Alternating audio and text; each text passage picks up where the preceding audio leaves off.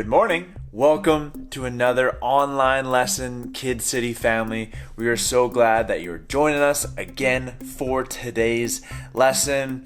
As you can see behind me here is this very, very large stereo. Now, in today's video lesson, you're going to see them talking about some old tech, some old mixtape stuff. We are still in our new series called Press Play. Get in the Mix. Is all about jumping into life and finding our confidence in who God made us to be. And that is exactly what we're going to continue learning today. But, as I was watching that video talking about tapes and old tech, got this big here stereo. Isn't it crazy that nowadays we just have these little Bluetooth speakers that pump out the beats, pump out the sound? But like back in the day, we had this. Got the tape decks here, the amplifier, radio, a little EQ. Tune it, dial it in. And of course, wouldn't be anything without some good old cassette tapes. You've probably seen these, but, most people don't even use these anymore. But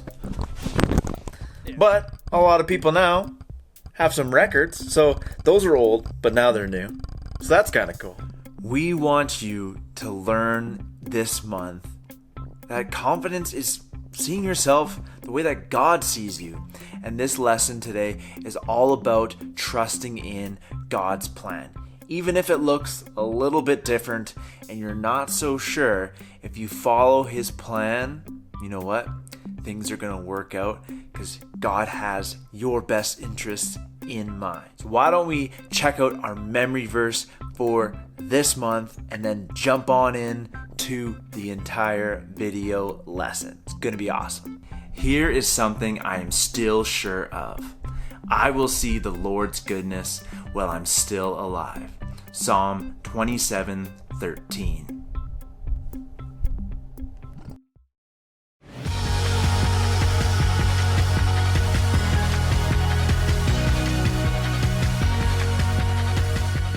You're the best around.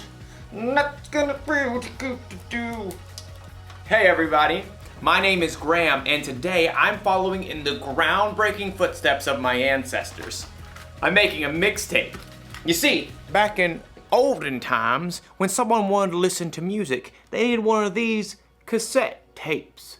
And if you were fortunate enough to have one of these dual cassette recorders with high-speed dubbing, you could put up to 90 minutes of your favorite songs onto one rad mixtape. I'm making this mixtape for my friend Erica, who's been running a lot of 5Ks lately. The Eye of the Tiger. And I'm only picking super encouraging songs. That way, Erica will have confidence. Confidence is learning to see yourself the way God sees you. Now, I know what you're thinking. Wouldn't it be simpler just to make a playlist that Erica could listen to on her phone? Maybe, but this is all a part of the plan. My plan is to give this mixtape to Erica so she can listen to it while she's running. She probably doesn't have a tape player, so she'll borrow mine. And if she carries this thing around with her everywhere, she'll build up arm strength. Oh, I didn't say it was a good plan. Oh man, another one bites the dust. Sometimes plans don't work out the way you expect. But as you'll see in today's story, sometimes there's a bigger and better plan. Oh. Gotta switch to side 2, I guess. How did people even survive back then?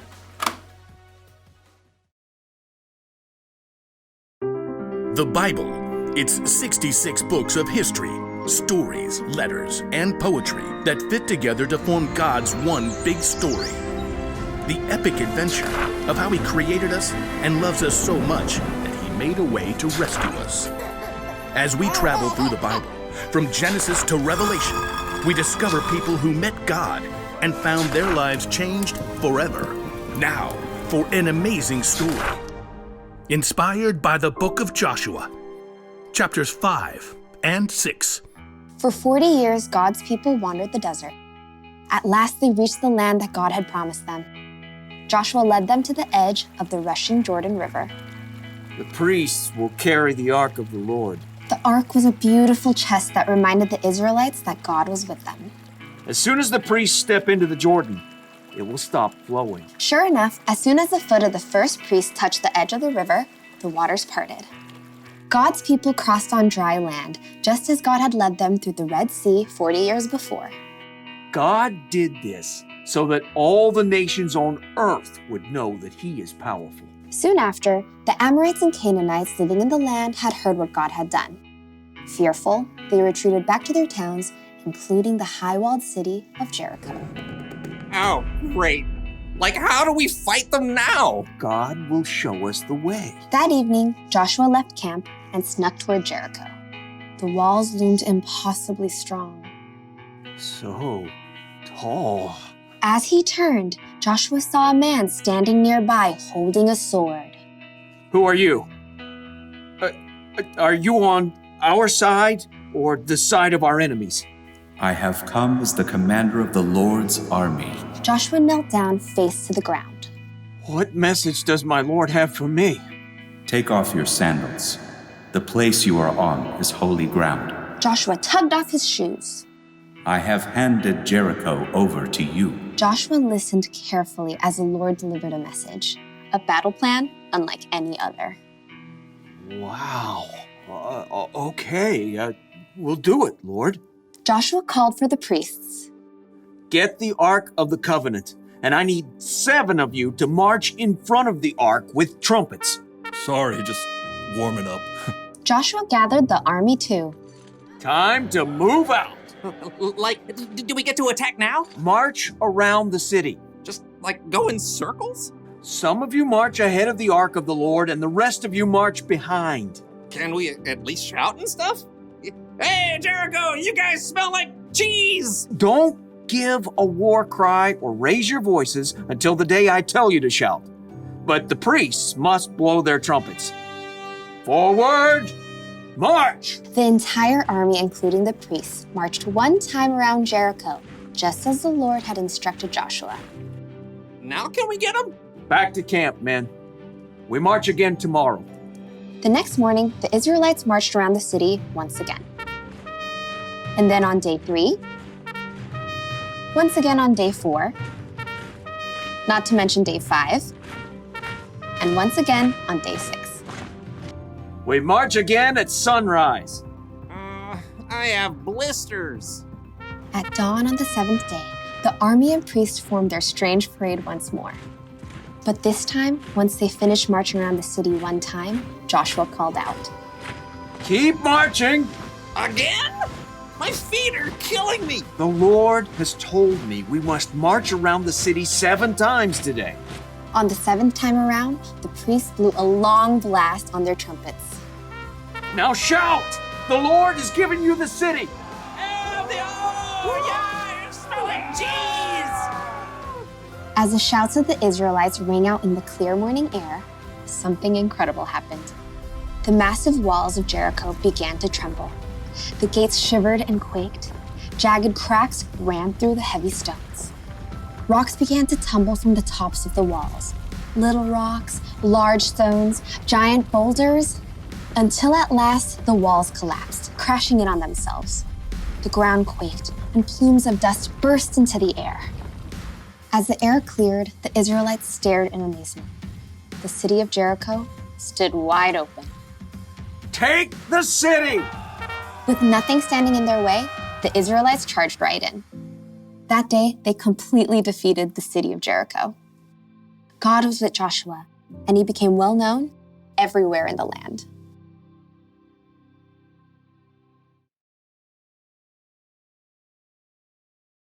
When God told Joshua to take over the city of Jericho, Joshua probably thought of a battle plan. And I bet his battle plan didn't involve marching around the city wall for a week blowing trumpets.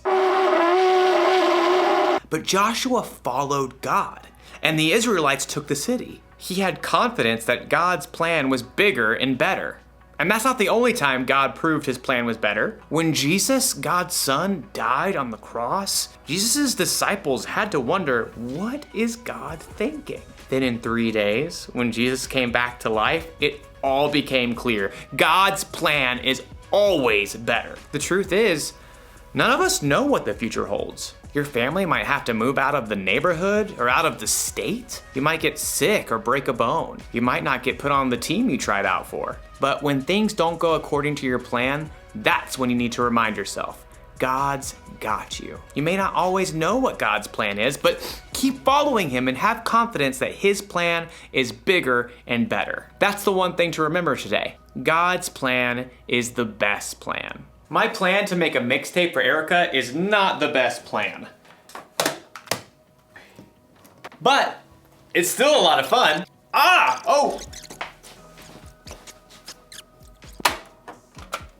Oh no, it's unraveled. Oh wait, no worries. I've got an idea. Huh? Just like my ancestors. I'll see you next time.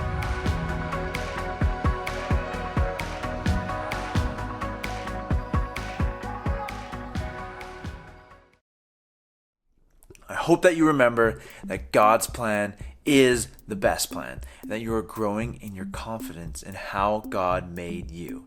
He made you in a special way, and we want to see you walking that out and living your life for him. As usual, all of our past lessons and materials are available on our website or in the description box below. Sign up for our VBS that's happening in July, and also we'd love to see you out for our in-person kids services. They're really, really fun. Maybe I'll try a little mixtape, see if this thing will fire up and work. Either way, I hope that you have an awesome week, and we'll see you next time. Bye!